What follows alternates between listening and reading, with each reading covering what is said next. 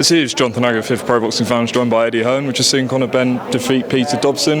He was quite tough, Peter Dobson, in there. What did you make of it? I rated him. I know Conor felt a bit disappointed that he was very defensive, but actually he's a good fighter. He's well schooled. He's 16-0. Defensively, I thought he was very sound. Avoided the right hand really well, and proved that he was a decent fighter. He's really also a 154 pounder, coming down to 151 pounds. Size showed a little bit in there tonight, but all in all, good 12 rounds bang for Conor Benn. I know Dobson's not, an elite level fighter, but he has that slick style that the guys he's been calling out Conor. So is that good preparation, you think? Yeah, of course. But those guys that are calling out Conor, you would expect to be a little bit more ambitious than Dobson was. So difficult to beat a guy that's in his shell for a lot of the time. A couple of times he come out of his shell, landed a couple of good shots on Conor. But all in all, good 12 rounds, and on we go. An interesting bit in the press conference because he was asked about Devin Haney, and he kind of went on in him, and then Bill Haney comes along. Is that a natural fight, you think? I think that Devin's going to eventually be at 147 pounds, and he's building himself into a big star. So if there's a little bit of beef, I didn't like what Devin said online, but Devin's Devin, and Conor didn't like it either. So if Devin wants to come to the UK and fill up a stadium or the O2 Arena, we'd love to do it. I know you don't want to really mention his name, but I will. Chris Eubank. It's only on for tonight, so that's fine. Yeah. Well, you still had some words for him. Is that fight? Do you just park in that for now? I don't dislike Chris Eubank Jr. I actually respect him, but I just don't This is the frustrating thing about boxing. If he will probably watch that fight tonight and go, I would beat Conor Benn easy. Yet you're talking about fights that pay half or less than half instead of fighting Conor Benn. He can't stand him. Eubank can't stand Conor. So come and give him a beating if it's that easy for several millions of pounds. Do you know what I mean? But like I said, after tonight, I ain't mentioning it again. We're just moving on. Just run me through the undercard real quick.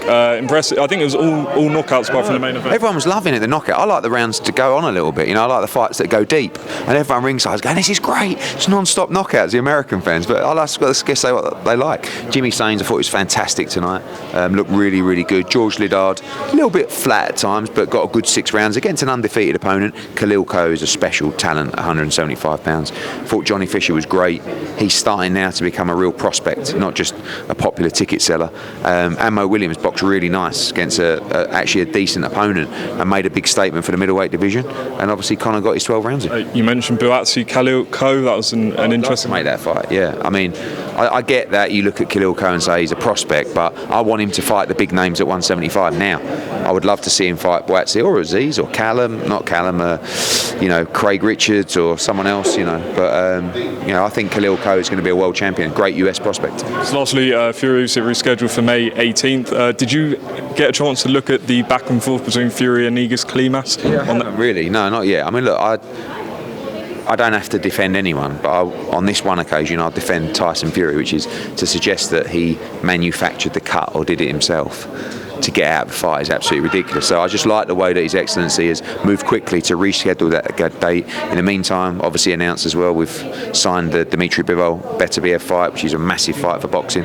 Queensbury Matchroom will also land on the same night, so we've got some massive nights coming up to look forward to. Just on Klimas, he basically said in front of Fury that you're scared of Usyk and things like that. Is that just harsh on Fury? Yeah, look, I don't mind people being harsh on Fury. We don't always get on, but on this occasion, like I said, I will confirm that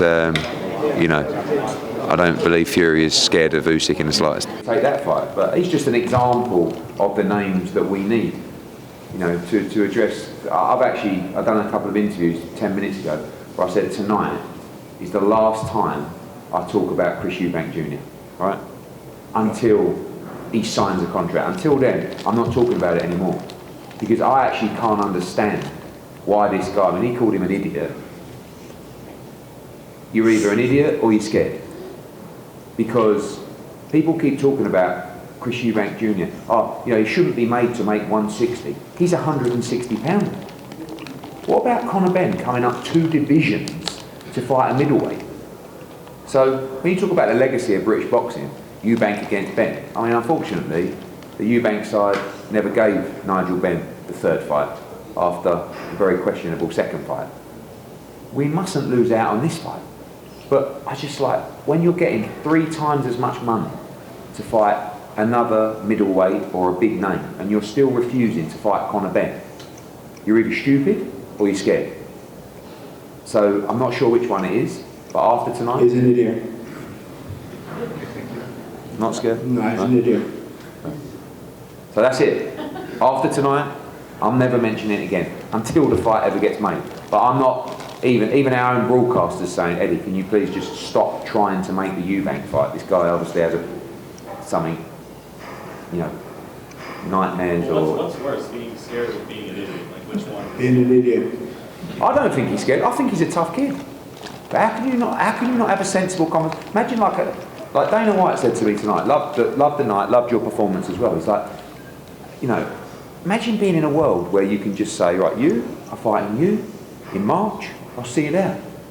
Like, when I explain that kind of situation to Dana White, he looks at me like, well, I don't want to work in boxing. Imagine you getting like, I don't know, 2 or 3 million to fight Janibek, or something like that, or actually much less to fight Janibek. Or you're getting more than 3 times that to fight a welterweight. But you'll probably watch tonight and go, I'll beat him easy. I reckon he thinks he could beat you easy. Oh, I don't know what he thinks because he's an idiot. And that is it. That's the end. The last time ever until we make a fight. Yes, Cynthia. Conor, you made your rounds here in Vegas and Viva Las Vegas. How was your debut? And also for Dana White to be sitting and Amir Khan here. I mean, it's not the UK, but it's Vegas. Yeah, I mean, you had Cody Gabran, Jimmy here, Katie Taylor, Leonares, Amir Khan, etc. So, you know, for me, it's Dana White. It's a blessing, man. I felt like fighting in Sin City in Vegas. It's a dream. It's every young man's dream. It's every fighter's dream. You know, to not only fight in Vegas, but to be headlining and have these celebrities turn out to come and watch you fight, it's overwhelming. You know, I looked at it earlier and I was just like, yeah, like people come to know what they're getting. You know, people know what they're coming to see, and I make sure they don't leave disappointed. I make sure that people go, yeah, that was a good fight. He was a tough guy. And that's how I always want it to be. If it goes 12 rounds, I want people to go, he was a tough guy. You know, it was nothing to do with anything else apart from, damn, he took some shots. You know, and if they take him, you're not going to knock everyone out, and that's fine. But, you know, I'm always about putting on exciting fights. Do you think with Dana White, obviously in boxing with Tom Lawler, do you guys think that you start working with him in boxing, Eddie, Conor? What, is it me getting kneed in the head? Yeah. Oh, good, thanks. I just think that Dana would find boxing so frustrating.